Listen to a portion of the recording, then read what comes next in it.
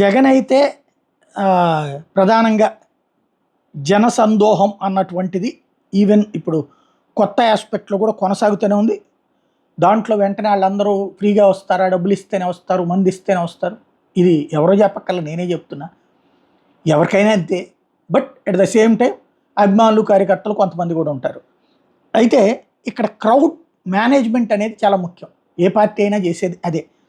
అయితే నేను ఇంతకుముందు కూడా చాలాసార్లు చెప్పా, పవన్ కళ్యాణ్ అనే ఆయనకైతే డబ్బులు అక్కర్లేకుండా వస్తారు. జగన్కైనా చంద్రబాబుకైనా డబ్బులు అవసరం ఉంటుంది కొంత. ఇది కొంతమంది ఫ్రీగా వస్తే మిగతాదంతా కూడా. ఇవాళ చూస్తే సభలకి మళ్ళీ జనసందోహం అయితే బాగానే కనిపించినటువంటి పరిస్థితి అయితే ఉంది.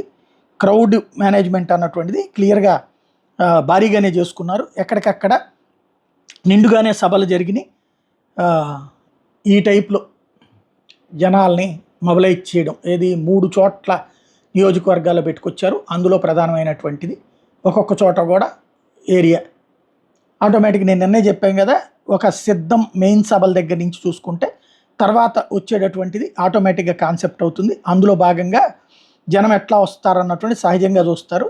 ఆ వచ్చేటటువంటి సందర్భాన్ని పురస్కరించుకుని తాడిపత్రిలో జరిగినటువంటి క్రౌడు ఇది ఒక్కొక్క చోట ఒక్కొక్క క్రౌడ్ అన్నటువంటిది అనమాట. భారీ ఎత్తున మొబిలైజేషన్ అనేది అయితే కనబడుతుంది. కాకపోతే ఇవి ఓట్లుగా మలుస్తారా లేదా అన్నటువంటిది రేపు పొద్దున రాబోయేటువంటి రోజుల్లో తేలుతుంది.